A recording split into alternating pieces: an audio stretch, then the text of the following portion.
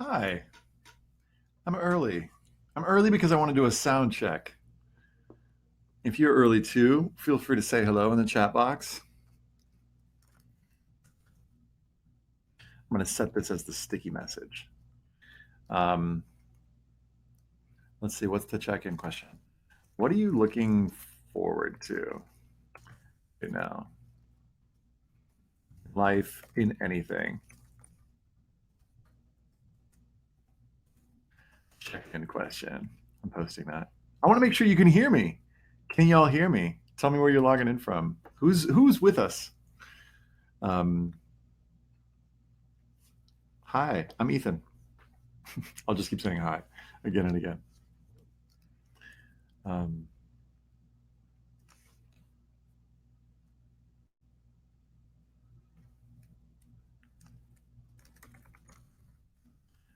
Another question here. Oh, thanks.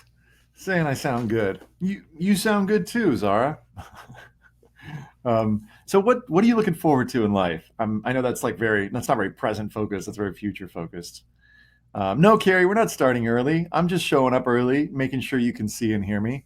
We're just kind of hanging out, casual style, getting to know each other. Hi, Crystal. So the check-in question is, what are you looking forward to um, in life, in anything? It could be something you're looking forward to in school, in work, in your relationships. I'm always curious to hear where folks are logging in from. Feel free to share that in the chat box. Thanks for being early. Beautifully early. I like being early. When I'm early, I relax. My best friend Ryan wonders if he's 5 minutes early. He's like, man, we totally could have stopped for a coffee before. Sruthi's excited to start an internship this summer. Cool, Sruthi. What kind of internship? I'm curious. I'm curious to know. Lucian says, I'm looking forward to seeing where I get in next spring. Me too. Looking forward to someday being good at playing the piano. Cool. Christy, welcome. Hello from Zimbabwe at 2 a.m. Tamuda, I'm sorry. Thank you for being up so late/early. Oh, I love that, Crystal. Biochemistry internship at Michigan. That sounds legit. Um, Finishing IB. I hear you, Tumi. What is your extended essay on? I'm curious. Um, Benjamin's looking forward to get a good score on the TOEFL. Nice. Perfect school for my D. I think that's daughter. Shirish is looking forward for my cousins to come in this Friday. That's exciting. Welcome, Margaret from Orlando. Mozambique, to me. Thanks for being here. It's tricky to find times that work for everyone. Actually impossible because the world, that's how it works. I'm looking forward to starting my summer job. That's nice. So welcome. Thanks for being early. It's 5 o'clock, which is our starting time, but we're going to start just 2 or 3 minutes after, just to give folks a chance to show up. And what I'm going to offer you is you can ask me anything you want. This will be my bio time. Ask me anything you want about me, my life, anything personal, you name it, for 2 minutes. Ethan is in the hot seat. This is our warm up before we start in 2 minutes. Have I traveled? Yes. Next question. You asked a close-ended question, Shruti, so you got a one-word answer. How stressful were college applications for me? I procrastinated, Imani. I remember writing my procrastination. So it must not have been that stressful because I wasn't thinking about it. I kind of waited to the last minute, and they were super stressful when I was turning mine in late. I think I turned in my application for Northwestern like a day late, and they were very kind to actually accept it. Um, so let's see. Stories of my daughter and wife. Gosh, there's so many. I don't know which to pick. What's my educational background? Lucen, I'll share that shortly. What's my middle name? My middle name is Lyon, Lyon. I majored in performance studies. My SAT score was like a 1300. My experience at Northwestern was incredible. I loved it. I got to study with amazing teachers. I studied theater and performance studies and English, amazing professors, so many performances, so much art making. There's an amazing music school there. I can't say enough awesome things about Northwestern. Highly recommend it. That's what I got. All right, we got like 30 seconds. You can ask me anything you want. Have you traveled to study abroad? Where have you traveled and what were the experiences like? Ooh, great. So I studied abroad in London, which I know isn't super adventurous. And I traveled a ton growing up. I moved like 20 times. I went to 13 schools. My parents were missionaries. And yeah, and I wrote my college essay about it, coincidentally. How many drafts did I write before the actual one? I think it was like 4 or 5 drafts, I think is what I spent on my personal statement. All right, let's get started. Hi and welcome. I'm Ethan Sawyer, aka the college essay guy. I said college essay gay. I've never actually said that. That's kind of an interesting slip. I'm the college essay guy, and I'm glad you're here. If you've never met me before, I'm going to do a little brief intro. Let me share my Prezi with y'all, and I'm going to be tiny in the little corner. Hi, still here. So this is how to write a great personal statement. Now, if you were in last week's session, we talked about basically everything but the personal statement, and that was a jam-packed session full of, I think I said it was going to be 11 tips. I think it ended up being more than that. But basically, the reason I covered that first was there are lots of other things to consider before we, get into the personal statement. Having said that, I think it's nice to be thinking about your personal statement now, because if you can figure out what your college essay is about, which is like the main one that I'm going to be talking about, which is like your 650 word personal statement, then some of those other pieces kind of start to, you can kind of think about those in context, because the personal statement is going to be the sort of biggest chunk of text that you're going to need to write. And it's my specialty. It's the thing I've spent 15 years thinking about. To answer, I forget whose question it was, but here's where I've studied. I studied at Northwestern. I got a master's in acting from UC Irvine. I got a couple of counseling certificates. Spent a bunch of years doing a bunch of different things. A lot of it's been related to teaching. And I'm certified in Myers-Briggs. I licensed in hypnotherapy, and I'm really good at free throws. I heart basketball. And I wrote a book. I wrote a book on college essays, and it's the #1 book on college essays. See how many times I can say college essays. So I'm also on the Tumblr. I don't know if anybody's on Tumblr these days, but if you're not, there's like tons and tons of cool stuff on there. And I give away a bunch of free resources. If you go to collegeessayguy.com/free, you'll find all the things that you need to find. And this is my amazing daughter, Zola. This was on Father's Day a couple years ago. I just love this. I love her wild hair in this photo. Okay. You might be wondering on this, for the purposes of today, what does a great personal statement look like? And I'm going to share with you 2 examples that even if you've seen my content and my webinars before, you've probably never seen these. These are from my forthcoming book that I've been working on. I've got a draft due to my publisher like tomorrow. I'm flying to China tonight, so I'm going to be working on it on the plane. And so I'm going to share those. And then I'm going to talk to you about like, how do you pick your topic? I'm going to give you a couple exercises that I really like. One of the exercises is kind of a new one that I'm really excited. I did a 3-hour workshop earlier today with some students here in Los Angeles, and a bunch of them found their topic based on this. So I'm going to kind of do a short version. And then we'll talk a little bit about structure. I'm going to share with you 2 different potential structures. And then sometimes students wonder, well, wait, what if I haven't faced a big challenge? Because sometimes there's like, students have a preference, or they think that they should write about challenges, and I'll address that. The quick 60-second version of how I got to be college essay guy is I worked in a video store and was obsessed with movies in high school. And then when I went to Northwestern, I went to this place. It was like the McCormick, like sometimes we were writing in McCormick, sometimes we were writing in Fisk Hall, working on screenplays. My best friend and I were like obsessed with writing movies, and we thought, this is what we want to do with our lives. And so we moved to Canada for a summer and worked on a screenplay, and it was terrible, but we were like following our passion. So much so that he applied to USC for screenwriting. We got in his 92 Corolla named Blue, and we drove across country to Hollywood to make it big in screenwriting. And Ryan, actually, this is an interesting coincidence. Ryan's birthday was 3 days ago, and the day before his birthday, he sold a pitch to Paramount. I think I can talk about that, but he's really excited about it. So he's been he wrote for Grey's Anatomy, wrote for a bunch of TV shows, and I happily took a different path and became college essay guy. And I think I actually made the better choice.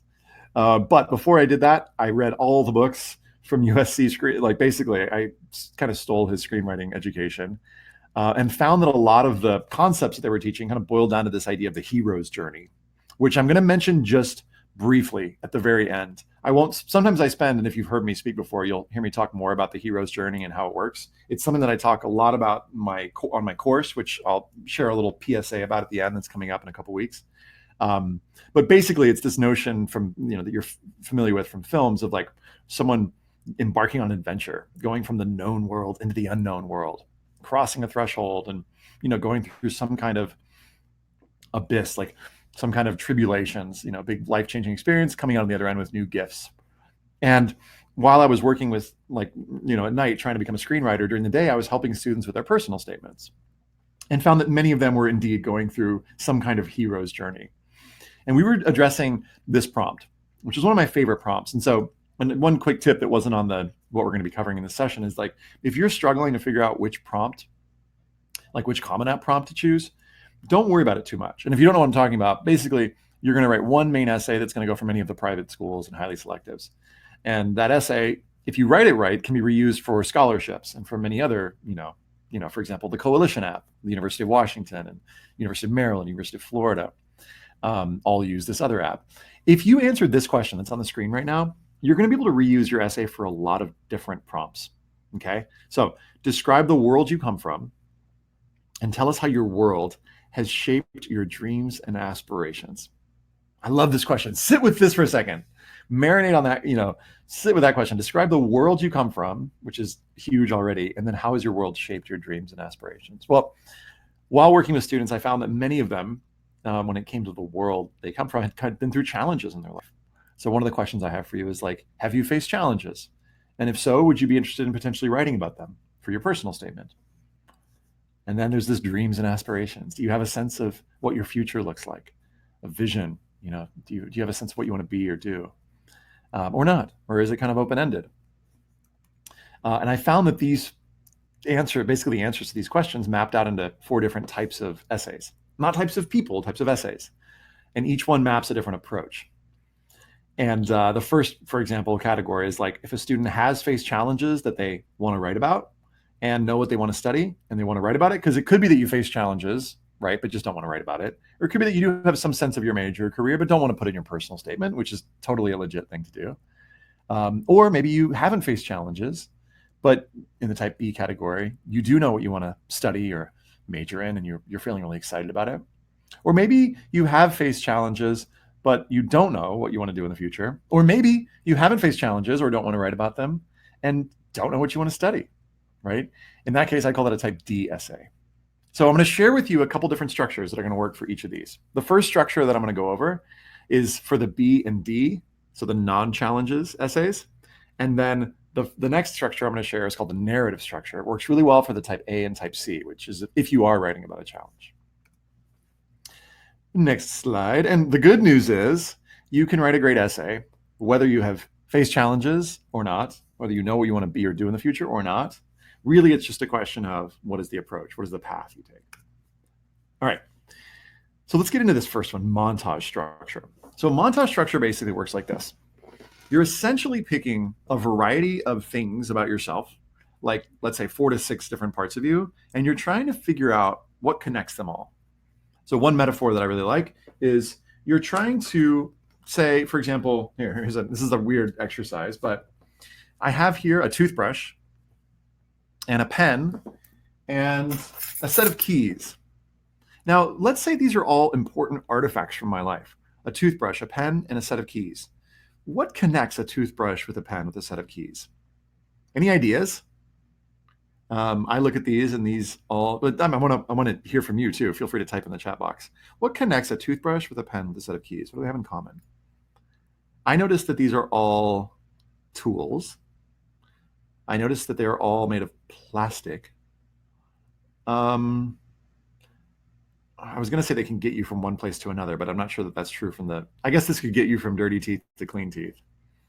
The game that you're playing right now and trying to connect these things is kind of the game daily use, says Sunny. Yeah, hands, connect all 3 things we use with our hands. Cool.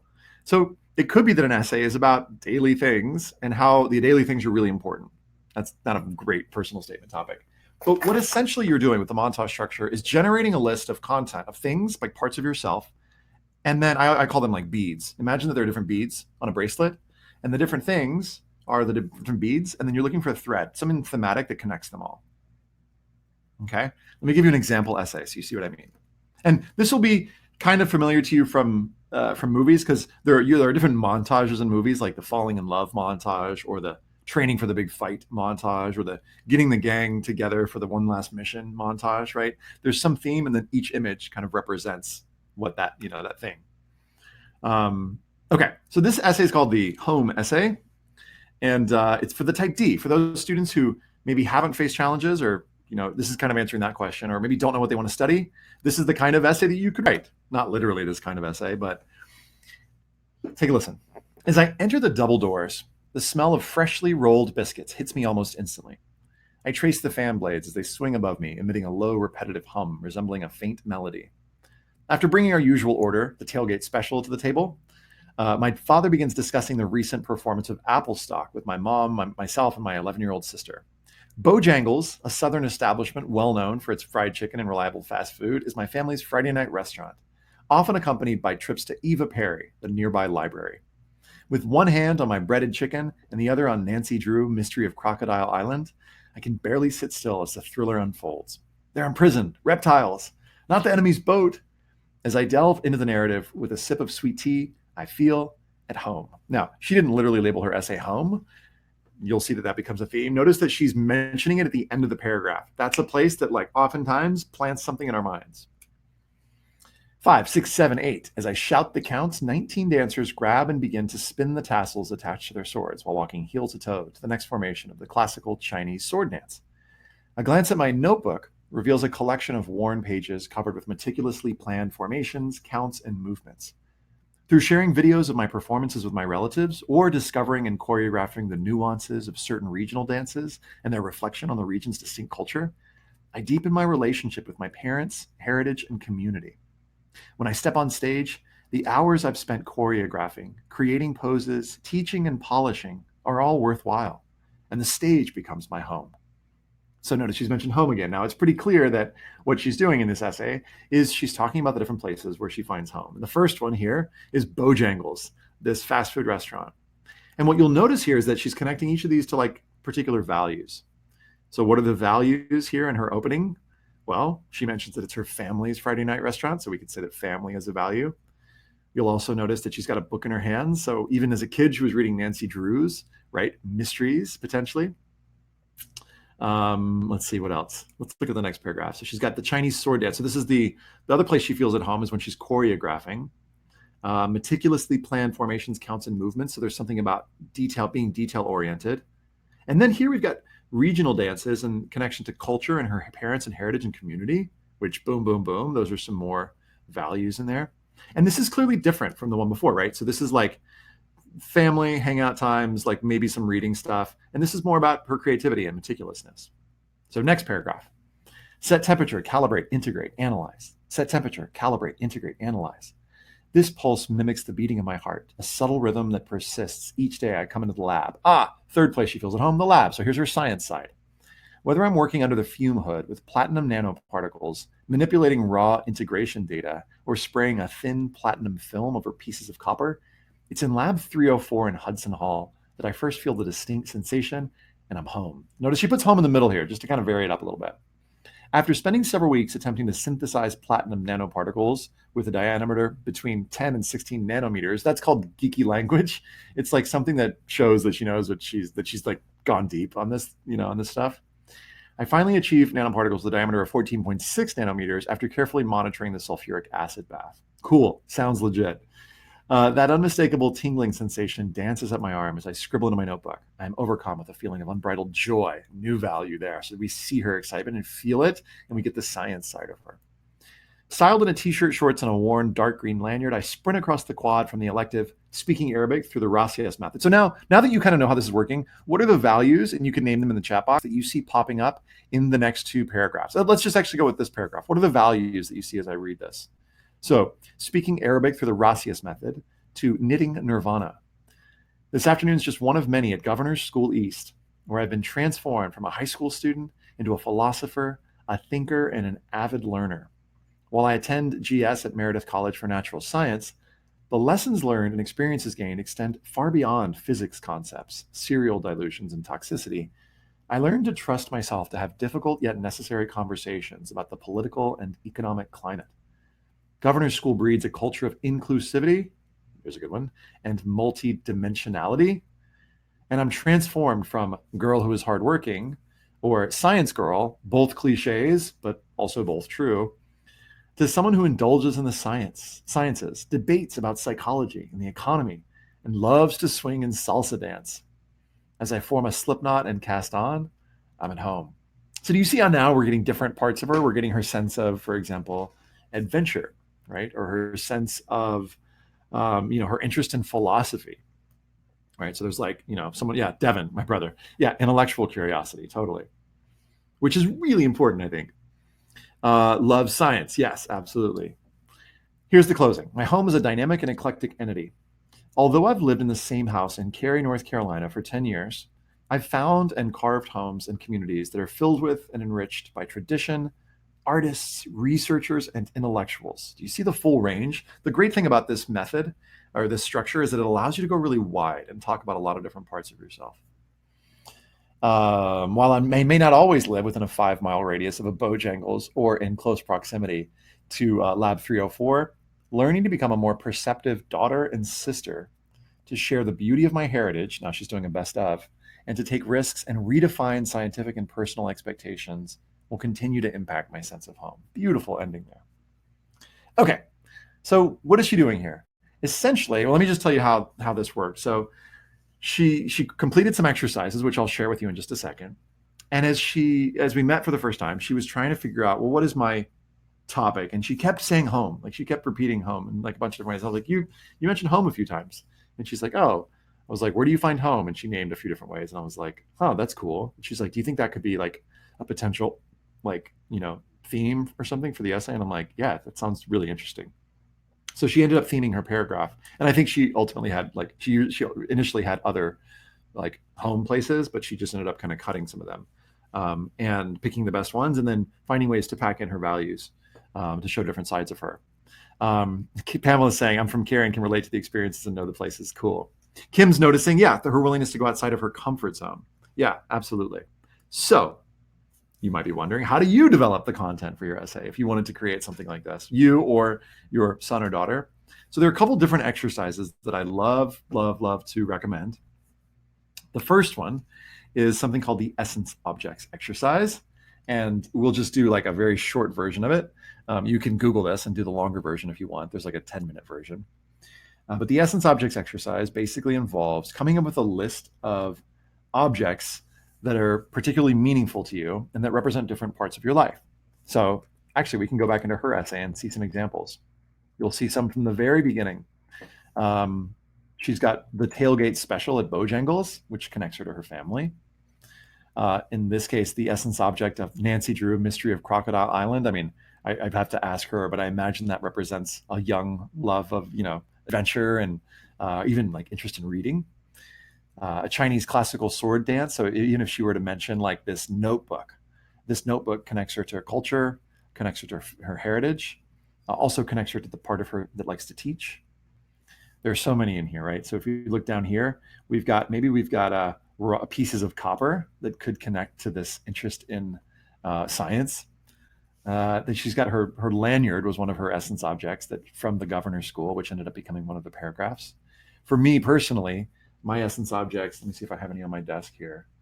I don't know if I have any big essence objects that are like, I have one that I'm wearing. My friendship bracelet here that my wife gave me represents my connection with her, who she's my best friend. We've been married for, I guess, we've been together for about 15 years. And each year for the last 6 or 7, she knits me or weaves me a friendship bracelet. And to me, that kind of represents, because I wear it all the time, then it falls off. And then she knits me a new one or like weaves me a new one. And that to me represents our connection. And I would put in there barbecue sauce because I love barbecue sauce, and a North Carolina basketball because that reminds me of my dad. And I would put in there a microphone because I like to do silly voices and make little mini recordings with my daughter.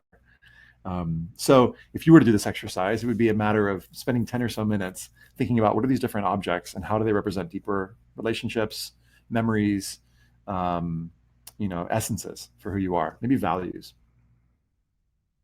Speaking of values, the next exercise is called the values exercise, and it basically involves spending a couple minutes thinking about what are your core values. And in this exercise, and I'll show you the values thing in just a minute. Actually, let's do it. I'm going to skip ahead from this. I'll come back to this. Don't worry. Here is the list of values. If we were to do this exercise, I would ask you to come up with a list of what are your top 10 values. Actually, maybe just for today, for right now, see if you can come up with like 3 values that are really important to you and type them in the chat box. What 3 values are particularly important to you today?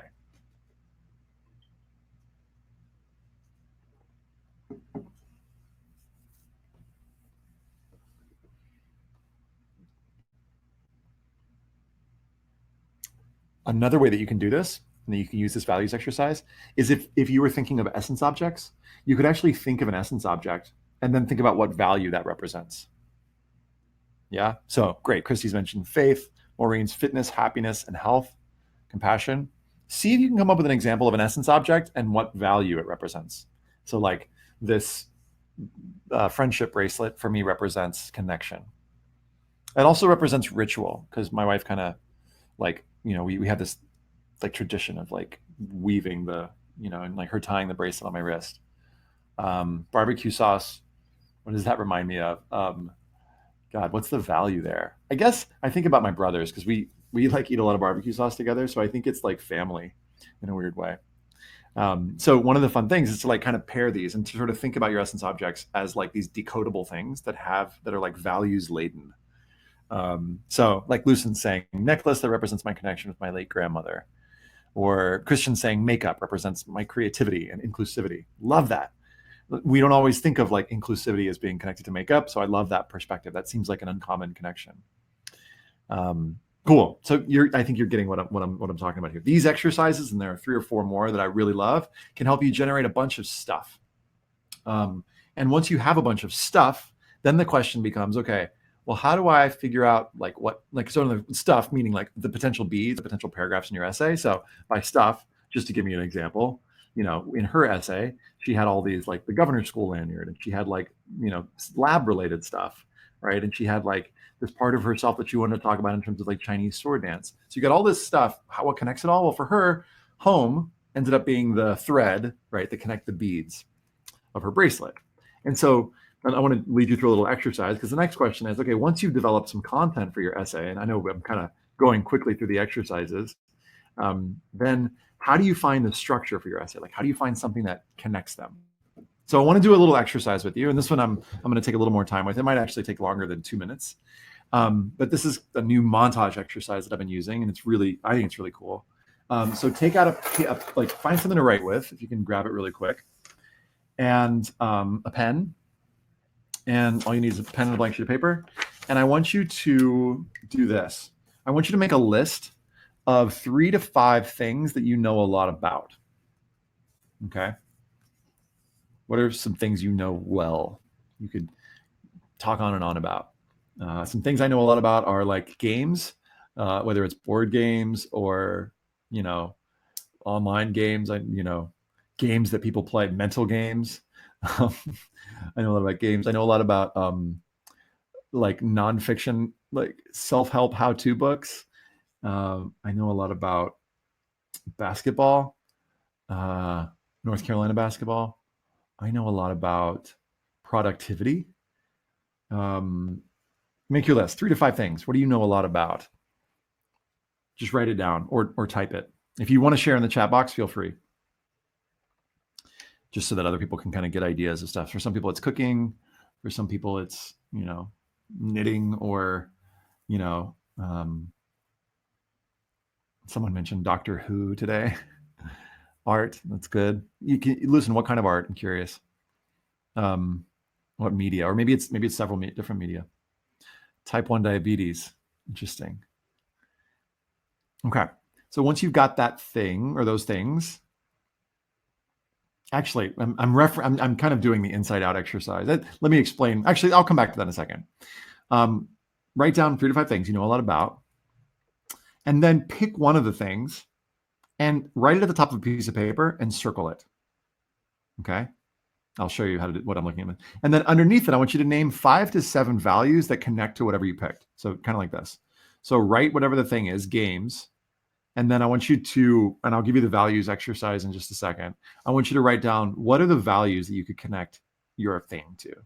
So I could connect, games for me are all about connection with other people, connection with myself, creativity, because I love inventing new rules, fun, that's kind of self-explanatory, and laughter, family, because I played a lot of games with my family growing up, competition, there's like that competitive side of me that I don't like to acknowledge, but that's totally there, knowledge when it comes to like Trivial Pursuit and like other games. So take a moment to write on a piece of paper whatever your thing is at the top, circle it. Let's say that it's someone wrote down photography, sexual health, tennis, music, philosophy, the Cars franchise. So I'm just going to pick one of these, photography. So all you do, I know this is kind of self-explanatory, just write photography or whatever it is at the top, and then make these little bubbles and see how many values. If you can get 5 to 7, you can think of. Here's the values list, just so you have it as a reference. Take like 2 minutes to do this. If you have any questions, type them in the chat box. Family is cool, Cassandra. It could be that there are many different kinds of families or ways that you find family. Just throwing that out there, because family is like a pretty broad word, right? It could be like, birth family. It could be chosen family. It could be community. It could be like, so I haven't even actually read an essay about what family means, but that could be like a really cool thing, especially if you know a lot about it. Keep going. And parents and counselors, I hope you'll do this too. Because if the exercise works, you can kind of talk about how it works. Protein folding. That sounds cool. I've never read a protein folding essay, Ba. Put it in the thing and see how many values you can connect to. I'd love to read that essay. Let's see. Sneakers. That's a great one. Ethan, a student last year that I met, wrote an essay about 5 different experiences related to shoes. And each one showed a different side of his personality. Just to contextualize what we're doing here, I'm going to go back to that image from Inside Out. And I mentioned this on the first webinar, but essentially what we're trying to create is like the islands of your personality. So in the movie Inside Out, these are the emotions inside this little girl's head. And she talks about something, the main character, Joy, talks about something called core memories. And so each core memory, right, like that we have, like that are basically important times in our life, create in the movie the islands of our personality. So there's like Hockey Island, and there's Goofball Island, and there's Friendship Island, and Honesty Island, and Family Island. So you can hear that these are values, right? Family, friendship, honesty, goofball, like sense of fun, and hockey, right? There's, I don't know what you value you'd call that. It could be a bunch. It could be competition. It could be connection. It could be community. So what we're doing with this exercise right now is we're thinking about, okay, the thing at the bottom down here is whatever thing that you picked that you know a lot about. That's the thing that connects them. But really what I'm interested in is, what are these different sides of you? What are the islands of your personality? And so for me, there's a part of me that really loves to connect with folks. And I could do a whole essay, but definitely a whole paragraph on like connection, what I've learned about connection through games, how games can bring people together. Even like really fun ones can just bond people like in a moment. You've probably seen this. And creativity, I could talk about my creative side, the part of me that like doesn't like to do, the part of me that like had a webinar like talk planned for today. And then in like 3 hours ago, even though I delivered a 3-hour workshop and had met with a student for an hour and a half, I was like, I don't want to do the same session. So I spent an hour rather than taking a nap and redid this presentation because I wanted to share with you this exercise. And I wanted to share with you like 2 new, these essays that I haven't really talked about much because I just like doing new stuff. So that creativity, applies definitely to games. So these would be what would make up the paragraphs, potentially my essay. So even though ostensibly you're reading about games or home or whatever this thing is, really this is an essay about these different parts of yourself. Okay.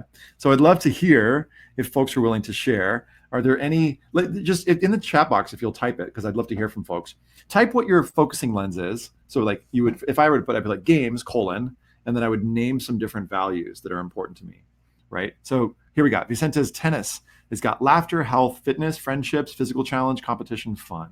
Great. That's a good one. And that's especially useful, Vicente, if you're doing an extracurricular essay, right? Sometimes it's tricky because tennis is such a common topic, right? Like most sports are, like basketball and common instruments like violin, that it can be hard to stand out. So the more kind of unusual stuff that you can find, the better. because they'll probably know, competitive and physical challenge. So here's my challenge to you, Vicente. Could you come up with a couple unusual or uncommon values that we may not always associate with tennis, but you can? Aaron's got math.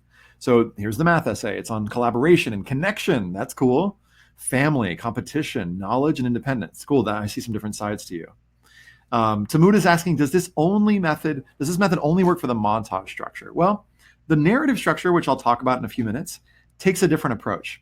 So this is particularly useful when you want to talk about like a lot of different parts of yourself and you're not sure how to connect them all, but this can help you connect them all. Lindsay could write an essay on pop culture, loyalty, fame, success, but I want to know about your heart, Lindsay. Loyalty sounds like your heart. Maybe you've got a relationship to fame or success, but what else? Like, keep going. I'm curious to hear more about that. Christian could write about, how beauty and makeup and hair connects to adaptability, inclusivity, freedom, collaboration, and growth. That sounds awesome.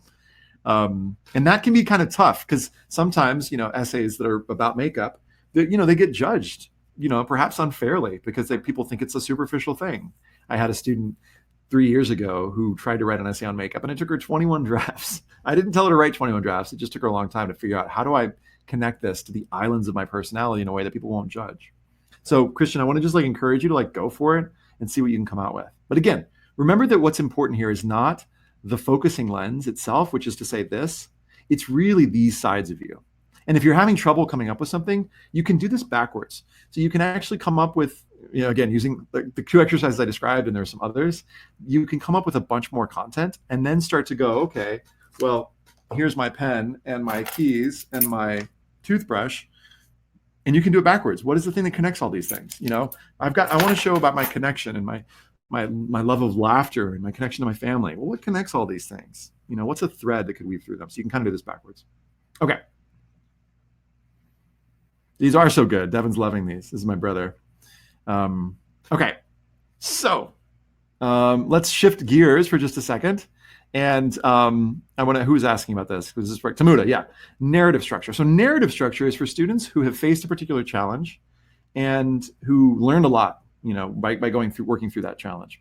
So I'm going to share with you an example essay, which I'll read through kind of quickly so that we'll have time for questions at the end. And I'm going to share with you the basic structure. This is a student who took my course, which I'll tell you about in a few minutes. Last year, this is what she called a rough draft. So look at her rough draft.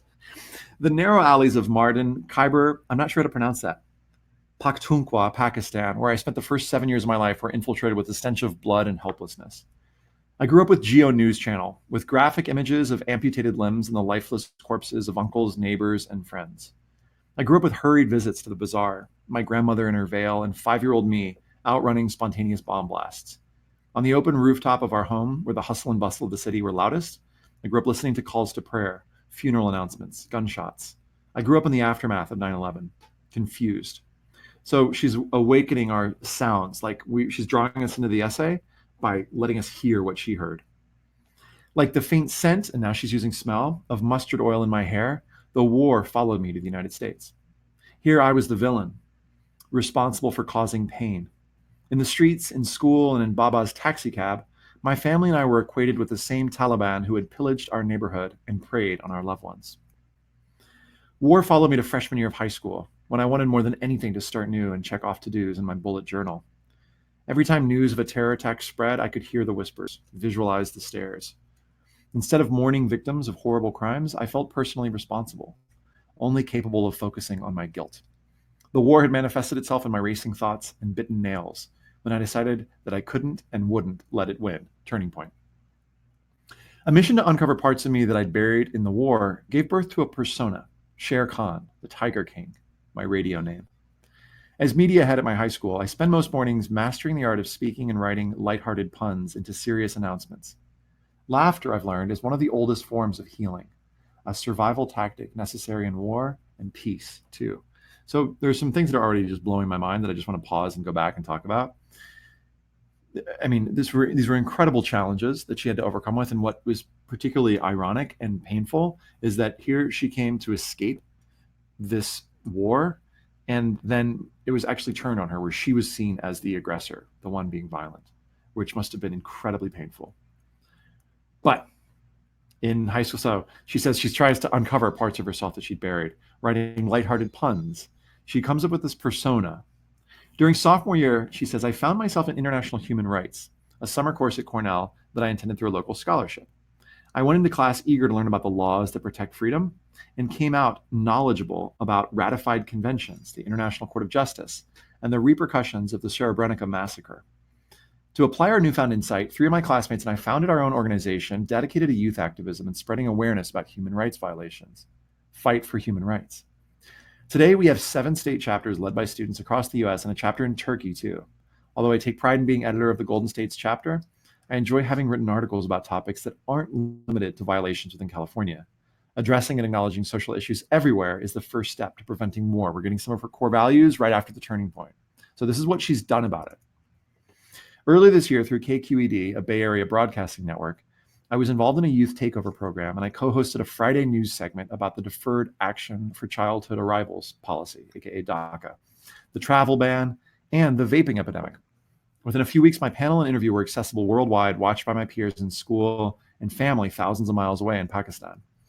Although the idea of being so vulnerable initially made me nervous, I soon realized that this vulnerability was essential to my growth. Oh, I love the insight here. So one of the things she's doing too, and I'm not getting super much into the details, but is she's answering so what in her paragraphs. At the end of this paragraph up here, she says addressing and acknowledging social issues everywhere is the first step to preventing war. So we're getting like some of her core values there. And here she's saying the idea of vulnerability is core to this whole deal. Here's her final paragraph. She says, I never fully escaped war.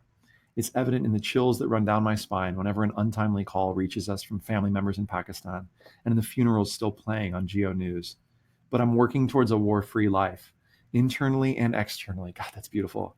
For me and the individuals who can share in my experiences, for my family and for the forgotten Pashtun tribes from which I hail. For now, I have everything to be grateful for. War has taught me to recognize the power of representation, to find courage in vulnerability, and best of all, to celebrate humor. I still cry when I read this essay. Yeah, I wish my rep drafts were this good. So I feel bad like even talking about the structure because I just want to like sit for a minute and just like enjoy the amazingness of this human story. But here's the structure. She begins with what's called status quo. And status quo is essentially giving us what is the context for who you like, how you grew up, or the opening of the story. In this case, the status quo is like, a war-torn upbringing. She grew up in war. Now, the inciting incident was moving to US, right? To like that's what launches the story.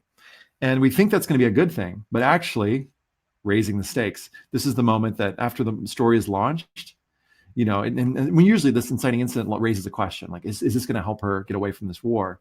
And actually what raises the stakes in this story is that it doesn't, in fact, it makes it a little bit worse because now she's seen as the aggressor. She makes the choice, this is the moment of truth or the turning point, to do something about it. She starts to advocate for herself. She develops this persona through this radio program. I think it was a podcast also that she created, Sher Khan. And she uses develops her sense of humor and finds herself being vulnerable. And the new status quo, towards the end of the essay is not, she's working towards a war-free life. She's not saying that everything's perfect. She's saying now, internally and externally, she's gained some appreciation for the experiences that she's been and the values that it's brought into her life. And so we get a pretty clear sense that her new status quo, who she's become, is different from her status quo. So I hope this answers your question about can you do the same? It's slightly different, right? And the main difference, I think, is here's a challenge I faced. Here's what I did about it. Here's what I learned. And it tells it in a chronological, causal way. So this thing led to this thing, led to this thing. We had, war in our lives. So that led to us coming to the US, which led to people, bullying me, which led to me developing this persona to deal with it, to develop some control, a locus of control. And that's A led to B led to C. The other structure that we talked about, the home essay, is not like I, did this and then that led me to this other home. She didn't use chronological. She's like, here are all these different islands of my personality and they connect to this common thread. So both of these options are available to you. And if you've written, if you've experienced tough challenges, I recommend this narrative structure. If you're more like, I don't know, I feel like I'd be forcing it to talk about challenges. I haven't faced war and been persecuted. And I'm not saying that has to be the only challenge. Some students write about being really shy, then you could potentially use this structure. Okay. We're getting close to time, and I want to tell you about my course that's coming up. I want to tell you about Matchlighters, and then I want to save time for Q&A. So I've got this program. It's called the Matchlighter Scholarship for students who are high achieving, low income students from you. Basically, we pair you if this is you, sign up at collegeessaguy.com/matchlighters. We have a crew of 200 experienced, awesome counselors, many of whom counsel at high schools and private schools across the country, and we pair you on a one-to-one basis to give you some like 4 hours of free essay help and a couple hours of list development help. And if you're a counselor listening to this and you want to volunteer, please sign up. We'd love to pair. We paired almost 200 students last year. We'd like to get to 250 or even more this year.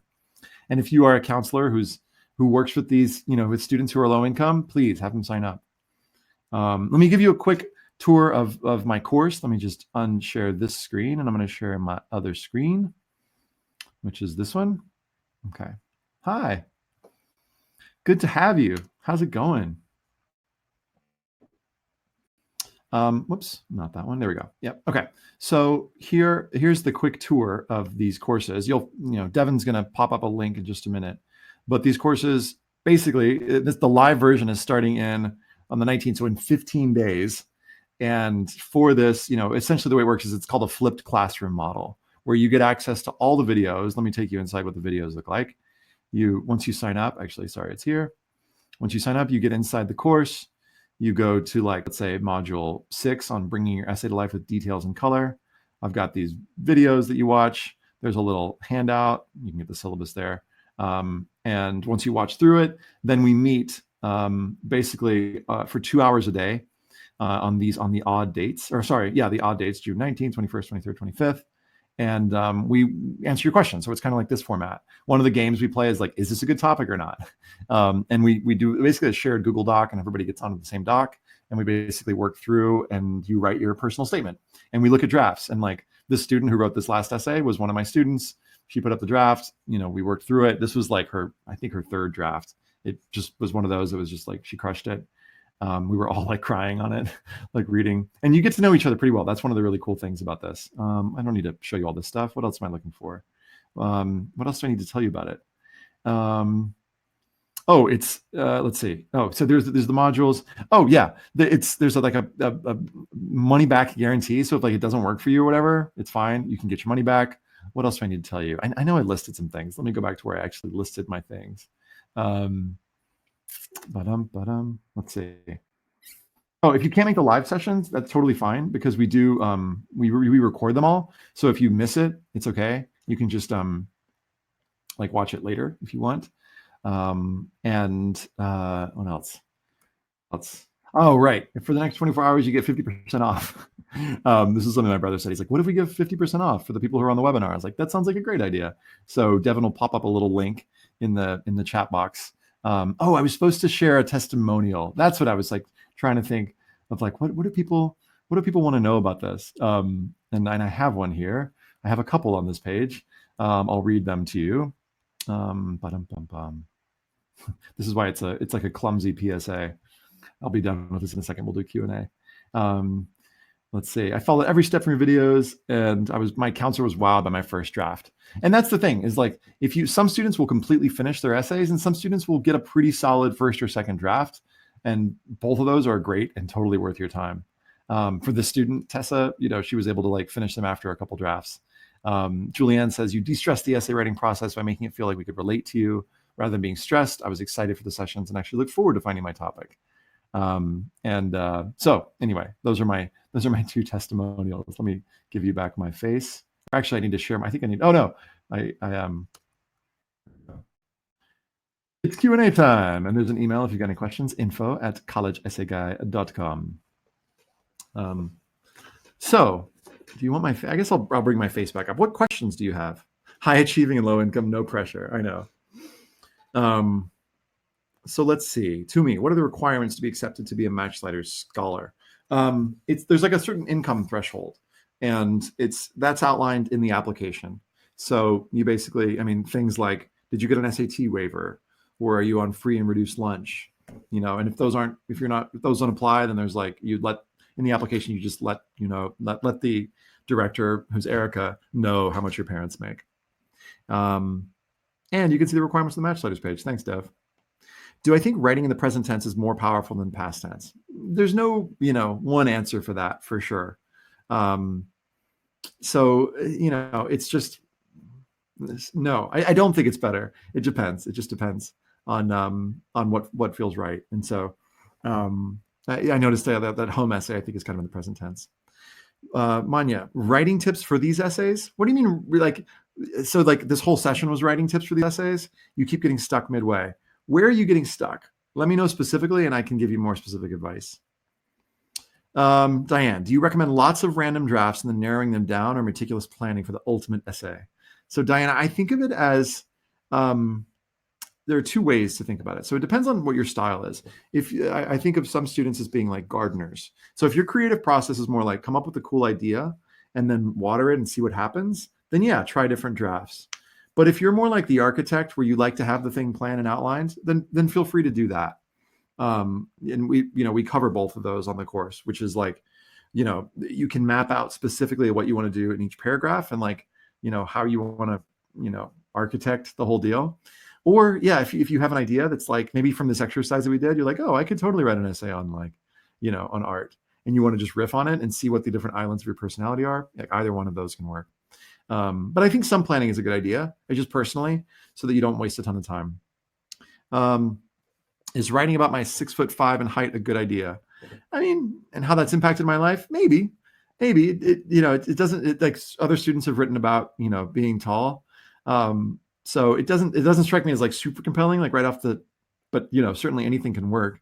I would say do the exercise of like, write instead of photography, write being 6'5", and then see if you can connect it to different parts of yourself. And if you can, then try a draft and see if it works. Or another way you can do it is put being 6'5" down here as one of the things you want to talk about, and then see what other things you want to talk about, and then see if there's something that connects them all. Let's see. But I wouldn't do it as a challenges essay necessarily.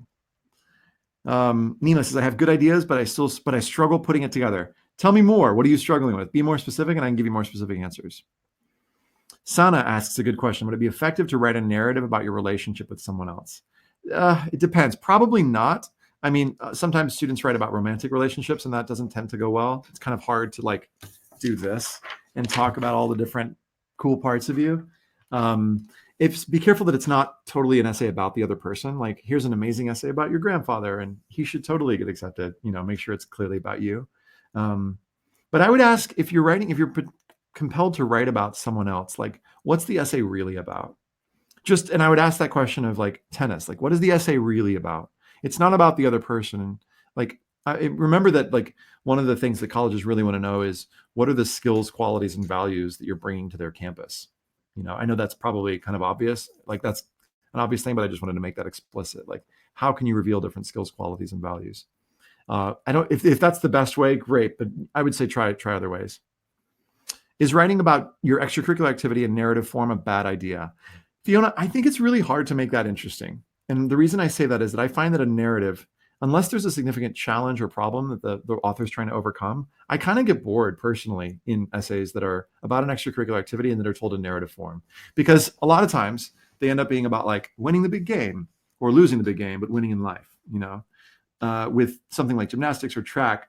I think a montage can be nice because we can kind of do, put gymnastics at the top and then talk about the different sides of you. Having said that, I think it's hard to do, to use an extracurricular activity for your personal statement, because like whoever put up the tennis example, I think there have been so many sports essays or mission trip essays, right? Or what are the other cliches? Music, these extracurricular activities, even though students know a lot about them, I think it's a great idea to brainstorm them and then use it for your extracurricular activity supplemental essay. For your personal statement, I want to know about lots of different sides to you. So, if you're not writing about tennis or gymnastics for a supplemental, like put it down here. What are the other sides of you that you want to show? And what's the common thread that connects all of them? Or a common thread. So I don't think it's a bad idea. I just think the level of difficulty goes up a little bit to stand out. What's one thing you know now that you wish you could have shared with students when you first started? This is not a very interesting answer, but it's something around, I think when I first started, I was okay like working in October and November. And I think now I really am a huge fan of working over the summer. I know summer you're supposed to hang out and like have fun, but I see that students who wait till the last minute or work into the fall end up being more stressed. And so I'm preaching to the choir here because you're on this webinar. But I would say starting early. I know that's like kind of cliche advice, but I would say starting early is like a big deal. Let me see if I can answer that with something more specific, Christian. One thing that I know now that I wish I could have shared with students when I first started. Do you mean when I like first started as college essay guy? Um, I mean, there's so much stuff now that I know, and I put it all in my, in my new book. Not I'm trying to sell you a book right now, but I'm just thinking about like everything that I learned in the last 3 years. Actually, most of it's on my podcast. If you go to my website and go to the podcast, you'll see like 25 things that I wish I'd known and would have shared with my students then. That's a better answer. Could you send me the home essay somehow? Would love to go over it. Unfortunately, not. It'll be in my book, but I can't send it to you. But really, what you're looking for is what are the islands of your personality? What are the places? And you could, if you wanted to, think about what are the different homes for you. And then kind of create your own home essay. Brown actually asks, what are the different places, that you find home? Lisa, it's okay for the language, grammar, syntax to be less formal than a paper you turn in for a class. Totally. It's like a conversation with a smart friend, Lisa. How do you know when your essay won't stand out? Alexander, brainstorm the cliche values. So if you're writing about, a boring essay tends to be like on a common topic, common connections, which is to say like common values and common language. So like if I wrote about violin or basketball and how it's taught me hard work, discipline, and perseverance, and like, some cliche around like, excellence is, like determination is necessary for success, that's common language, then that might be a boring essay. If you can choose an uncommon topic, that would be cool. If possible, if not, uncommon connections. So making sure that if you're writing about tennis, that you're connecting it to values that someone else won't be. And you can brainstorm this, like, what is everybody else going to write about with tennis?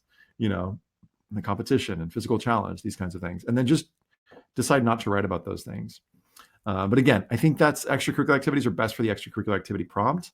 And for your personal statement, I think it's better to talk about like a lot of different sides of you and then find maybe like an unusual focusing lens or connective thread. Is an emotional essay better than a non-emotional one? No. That's my answer to that. It's not, an emotional essay is not better than a non-emotional one. I have a good idea, says Shirish, but about what I want to write, but I have a hard time effectively communicating those thoughts. How can I do better with that? The more specific that you can get, Shirish, with your question, the better. The easier it'll be for me to answer that question, because I'm not sure what the problem is that you're coming up with. So can you get even more specific about your problem? Then maybe I can help you. I usually get an introductory paragraph, but out, or successfully generate ideas I like, but translating that to language feels like it captures the idea really difficult. I struggle with separating things into and detailing them in paragraphs. So one thing that I'll suggest, and maybe this will help you, Shirish, is just recording yourself into like your voice memo feature on your phone and just going, hey, and just kind of thinking about and just saying it out loud. So you don't have to like worry about how it's going to come out in words. When I write something, when I'm writing something personal, I'm using this structure where I'm like, okay, what are the different pieces of it that I know I want to go in there? And then what's a thing that could potentially connect those pieces? I know I'm kind of repeating the same thing, but using that structure and thinking about that might help you. It could be that you haven't found the right connective thing, right? You haven't found maybe the right this. And the reason I wanted you to do this exercise was not because I wanted you to write a tennis essay necessarily, but because I wanted you to see this organizing principle, this organizing structure. Because I think you can switch it out and use it for pretty much any montage essay. Tiffany, would it sound too much like attacking the university system if I wrote about my development and coming to the realization of the importance of college? How important it is to write for your audience? I don't know how that would be attacking the university system. So that doesn't seem too controversial to me. Coming to the realization of the importance of college. No, that sounds interesting, Tiffany. Is it a good idea, asks Vicente, mixing my extracurricular activities, like talking about all of them, like it's a story with losses and wins? You just want to be careful that you're not making it like a best of your extracurricular activities. And so a good example of that is the home essay, right? Where she is talking about extracurricular activities, but she's giving us something else to focus on. So it's kind of like a magician who's doing a misdirect. Like they're showing you this thing over here, but really this is the thing that they're doing, right? So it's like, hey, home this way, but really it's like extracurricular activity. Here's the thing that I've achieved, right? And I'm a science nerd in a great way, right? So you want to give the reader something more interesting to look at so that you're not hitting them over the head with like, here's all the stuff I've done that's on my resume. And how do you do that? Connecting it specifically to the values that have become important to you. Is adoption and being different also a cliche? Shelley, I don't think it's I mean, certainly other students write about being adopted, but what that's meant to you, I think is really worth exploring in an essay. There's an exercise called the feelings and needs exercise that might help you like think about if that might be worth an essay topic. When would you, if ever, use your extracurricular in any kind of essay or supplemental prompts? When they ask for an extracurricular activity or pretty much anything else. They might ask about a community that you're a part of. That would be an awesome time to talk about an extracurricular activity. Or they might ask, what's something that you're going to bring to campus? Some of the smaller liberal arts colleges ask you this. So talking about what you've learned through a particular extracurricular activity project would be awesome. And I'm going to talk about a bunch of those. I've got like 45 sample essays on the second course. So after the personal statement week, we're doing one on supplemental essays, and I've got a bunch of examples there. Zara, I've been doing a wilderness survival program for 10 years. That's amazing. It's a kind of extracurricular to some extent, but could something unique like this be a good essay topic, especially if you've done it for 10 years? Yeah. And Zara, look up your supplemental essay prompts to see if it could also work for those. So even if it doesn't work out as a personal statement topic, you could use it for one of those. That's something kind of good to do too, is think about how can I start writing about this, but with this other lens. If it turns into an awesome personal statement topic, great. If it doesn't, you can always use it for something else. But plan ahead, it makes it easier. Do you think writing about life struggle is repetitive? No, I mean, because life struggle, there's like, 40% of the essays will be about some kind of life struggle. So is writing about being embarrassed at a summer program a good personal statement? It doesn't sound super compelling to me, but the answer to all of these questions is it depends. If it was truly a life-changing moment for you and you want to make that the inciting incident of your story, and then you talk about how that led to like a period of personal growth, that could be interesting. You don't get into college, and I'll say this not just to you, to me, but everybody, just because of the challenge. It's really, what did you do about it and what did you learn? How do you highlight your achievements without sounding pretentious? Cassie, focus on your activities list being like, and there are specific ways that if you Google how to write your activities list, I've got a whole blog post on this, but that's the place to like really brag. You don't need to highlight your achievements necessarily in your personal statement. In fact, you kind of want to background them like the student did with the home essay and talk about the values. Aaron says, I worked on 6 essays that I used for a competitive summer program, but after spending time, I've so much invested, I can't see the faults of the essays. Any advice? Join me on the course. I'll walk you through it. I'll give you some feedback. How can I write a compelling essay? Sorry, I don't know how else, with 1 minute to go, I don't know how else to advise you based on that much information. How can I write a compelling essay about why I'm interested in a specific college? We don't have time to get into that, but if you Google how to write a why us essay, I've got a whole guide on that. And there's a whole module in the course, an hour long, dedicated to that. The short answer is find specific things that connect you to the school. And if you're writing a 500 to 650 word one, find like 10 to 15 specific reasons. All right. We're at time. So I'm going to let y'all go, but I hope to connect with some of y'all on the course. And I've got, like I said, tons of free resources. And yeah, thanks, Maureen. That's really kind of you to say that. I'm going to go say goodnight to my daughter, and then I'm going to go hop on a plane to China, and I will be gone for a week. But I hope to connect with all of y'all some soon. I'm going to close my video and my microphone, but I'm going to leave it recording for 15 seconds so it doesn't cut off.